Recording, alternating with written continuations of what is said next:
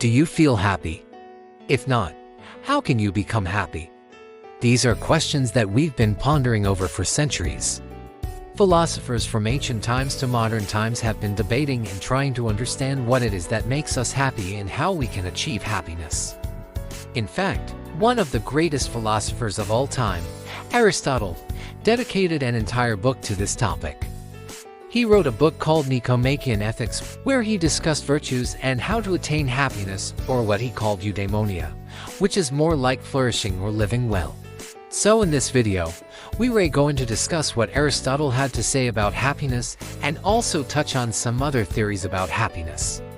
According to Aristotle, happiness or living a good life comes from living virtuously.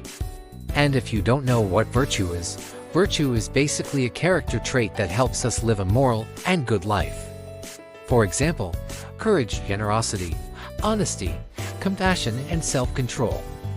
Aristotle believed that humans are naturally inclined to want to be good and do good things, but we can also be led astray by our desires and appetites. He said that we have two different sources of desires.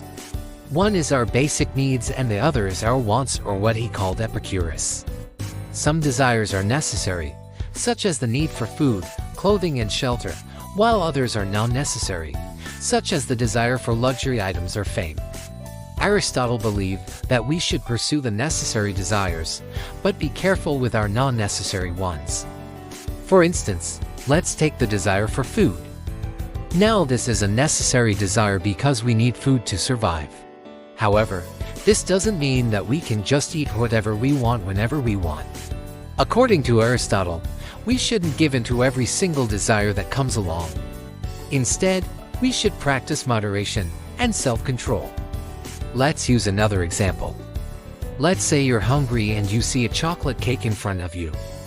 Now, this is a desire that might seem very tempting, but according to Aristotle, we should ask ourselves whether giving into this desire is really the best thing for us. We need to ask ourselves if indulging in this desire will help us become better people or if it will harm us and those around us. So when it comes to the desire for food, Aristotle would probably say that we should eat healthy and nutritious foods that will help us maintain our health and well-being. This could include fruits, vegetables, whole grains, and lean protein. Eating these types of foods will help us feel good physically and mentally, which will make us better equipped to handle other desires and make good decisions. But what about the desire for non-necessary things like luxury items or fame? According to Aristotle, we should be very careful when it comes to these desires because they can lead us down a dangerous path. When we start chasing after these desires, we can easily become greedy, selfish, and harmful to others. Imagine someone who is so obsessed with getting more money that they end up stealing from their friends or family. Or someone who craves fame so much that they lie and cheat to get ahead. These are just some examples of how the desire for non-necessary things can harm both ourselves and others.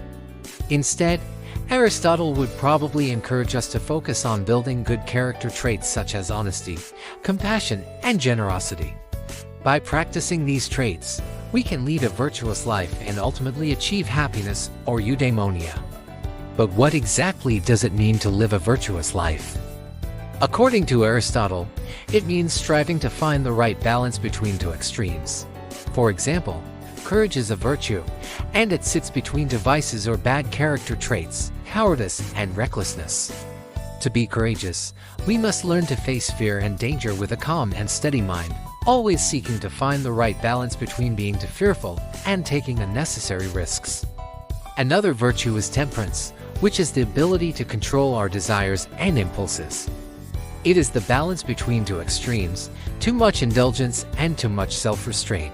By practicing temperance, we learn to enjoy life as pleasures in moderation and avoid the excesses that can lead to addiction and ruin. Aristotle believed that practicing these virtues was key to achieving happiness or eudaimonia, which is often translated into English as flourishing or living a good life. He didn't see happiness as a mere fleeting emotion, but rather as a state of being that comes from living a life of meaning and purpose. One way to achieve this state is by engaging in activities that are in line with our nature and abilities. Aristotle believed that humans have a unique ability to reason and that we should use this ability to our advantage. He encouraged us to engage in intellectual and creative pursuits that challenge and develop our minds. This could include studying, writing, painting, music, or any other activity that allows us to express our creativity and explore new ideas. In addition to developing our minds, Aristotle also believed that we should develop our bodies.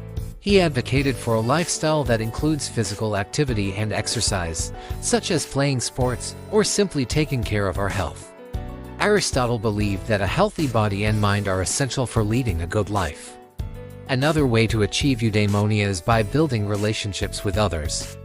Aristotle believed that humans are social creatures and that we need to form bonds with others in order to thrive. He recommended building relationships with people who share our values and who we can learn from. By engaging in activities with others and building strong relationships, we can create a sense of community and belonging, which are essential for living a good life. Lastly, Aristotle believed that we can achieve eudaimonia by practicing gratitude.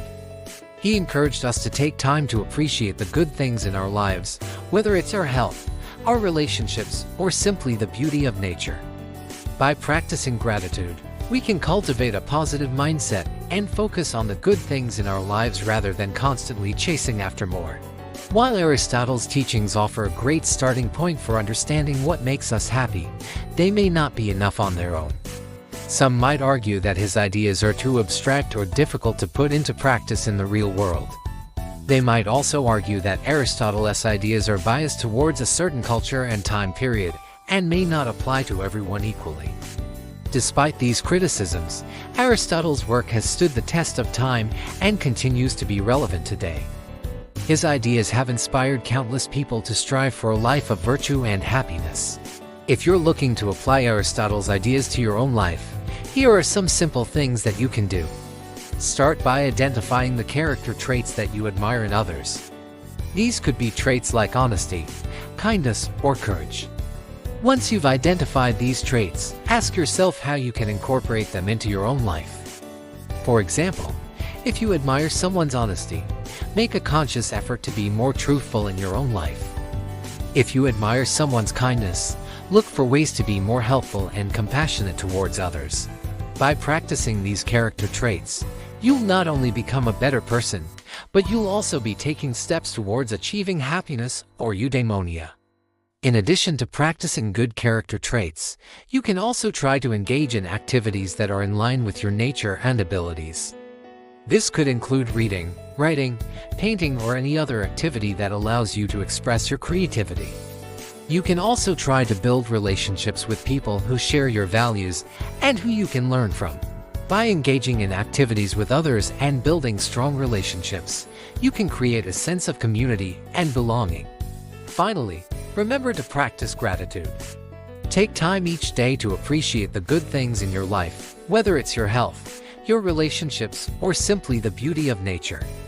By practicing gratitude, you'll cultivate a positive mindset and focus on the good things in your life rather than constantly chasing after more. Now, we'd love to hear from you. What do you think makes a person happy?